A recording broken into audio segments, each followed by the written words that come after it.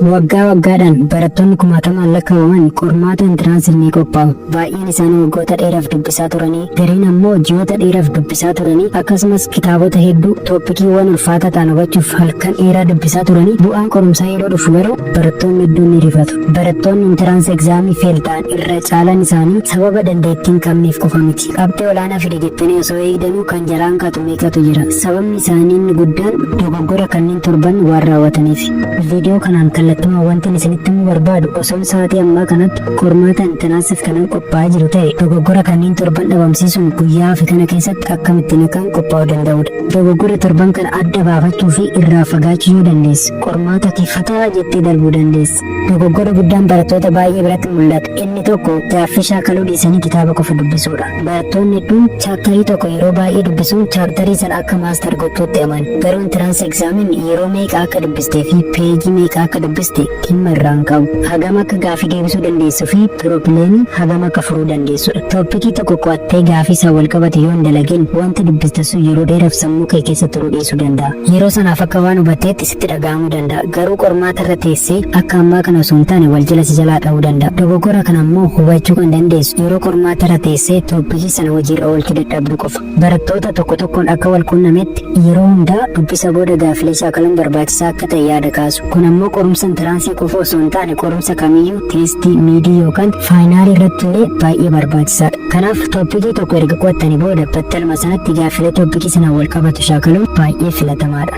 Dogoggorri barattoonni baay'inaan hojjetan inni lammaffaan ammoo karoora malee dubbisuudha. Inni kun rakkoo baay'inaan barattoota hedduu biratti mul'atu keessa isa tokkodha. Barattoonni hedduun ganama hirriba ka'anii har'a maal dubbisu laata jedhanii of gaafatu. Achi boodas randamilee chaaptarii wayii bananii fuula muraasa dubbisu. Guyyaa itti aanus gara tooppikii biraatti ce'u. Qo'annaan akkasii kun immoo biizii waan isin taasisuuf bu'a qabeessa isinitti fakkaachuu danda'a. Garuu bu'a qabeessa miti. Akkuma beekamu qormaanni intiransii gosa barnootaa hedduu fi chaaptarii hedduu kan hammatudha. Karoora malee dubbisuudhaan ammoo tooppikiiwwan barbaachisoo ta'an tokko tokko tuffatamanii kan bira darban yommuu ta'u, kaan ammoo garmalee irra deddeebi'amu. Kanaaf yeroo hundaa caasa qo'annaa salphaa ta'e qabaachuun isinirra jiraata. Har'a maal akka dubbistan, boru maal akka dubbisuu qabdan, torbee rifusu maal akka dubbisuu qabdan beekuu qabdu. Even beezik wiikilii iskeejuuliin jijjiirama guddaa fiduu danda'a. Walumaa galatti istadii pilaaniin qo'annaa burjaajaa ta'e tokko gara qo'annaa organaayizd ta'etti jijjiiruuf humna guddaa qaba.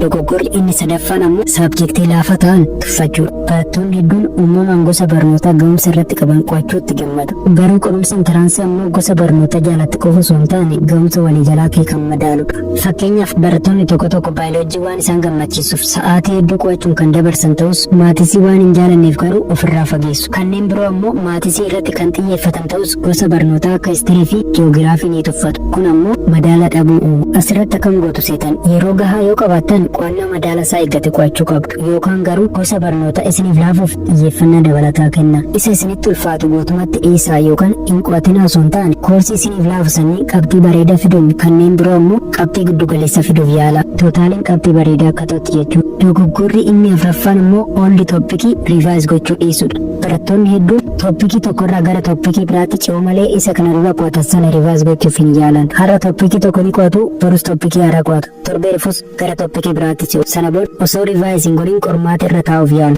Garuu sammuun namaa uumamaan infoormeeshinii tokko yoo irra deebi'ee hin ilaalle ni dagata. Odeeffannoo tokko al tokko qo'attee sana booda yoomiyyuu yoo ittiin deebine odeeffannoo sun baay'een isaa meemoorii keessaa ni bada. Kana jechuun parsentii olaanaa ni dagattu jechuudha. Barattoonni qarootaan garuu akkam godhu beektu amala irra deddeebi'anii qo'achuu ruutiinii isaanii keessatti biildi gochaa deemu. Foormulaawwan yaadota ijoo akkasumas yaadrimeewwan barbaachisoo ta'an tooppikii kanaan dura qo'atan irraa yeroo hunda gamaggamu yookaan riivii godhu. Riivaayiz gochuun dandeettii yaadachuu keessan kan isiniif cimsu yoo ta'u akkasumas qorumsaaf illee haalaan isin qopheessa.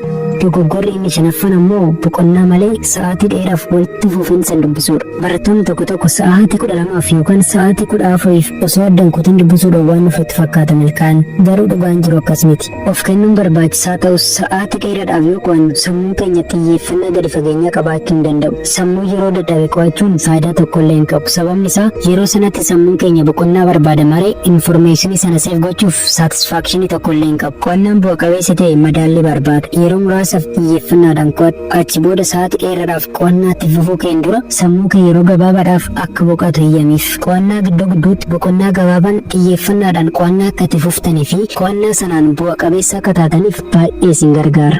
Dogoggorri jaaffaan kan barattoota baay'ee miidhaa turee fi har'allee kan barattoota baay'ee miidhaa jiru bilbilaa fi sooshaal miidiyaa irratti yeroo dheeraa gubuudha. Bilbilas ta'ee sooshaal miidiyaa haala barbaachisuu fi iddoo barbaachisutti yoo fayyadamin wanti akkas riiskii guddaa qabu hin jiru. Isin yeroo muraasatu isinaaf bilbilaa fi sooshaal miidiyaa waan isin hin barbaachisneef fayyadamuu osoo hin taane dubbistaniitu yeroon isin hin ga'u. Gammachuu har'a bilbilaa fi sooshaal miidiyaa irraa argattan kana osoo hin taane har'a aarsaa kaffaltanii yeroo qorumsa intiransii bu'aa bareedaa deebistanii gammachuu achirraa argattan sana ilaaluu qabdu. Barattoonni hedduun dubbisuuf gadi ta'anii daqiiqaa muraasa booda garuu bilbila isaanii iskrool gochaa jiru. Kaayyoon isaanii chaaptarii irraa gara chaaptarii ce'uu kan ture tiktaakii irraa gara instaagiraamii yuutuubii irraa gara FB gidduma kana osuma deemanuu sa'aatii tokko hanga lama erga gumanii booda of yaadatu. Dhugaa dubbachuuf yeroon isin amma qabdan kun qabeenya hunda caalaa gatii guddaa qabudha. Kanaaf erga darbee gidduurra yookaan gaabburra har'a of eeggannoodhaan yeroo keetti fayyadamuun sana jalaa si baasa. Hunda caalaa immoo gammachuun ati har'a bilbilaa fi sooshaal miidiyaa irraa wanti isin ilaallanne ilaaluun argattu kun gammachuu qormaata intiransii qabxii bareedaa fiduurraa argattu tasuma akka madaalle beekus irra jiraata. Gammachuu sana kan argattu immoo har'a yoo sakattaate qofa.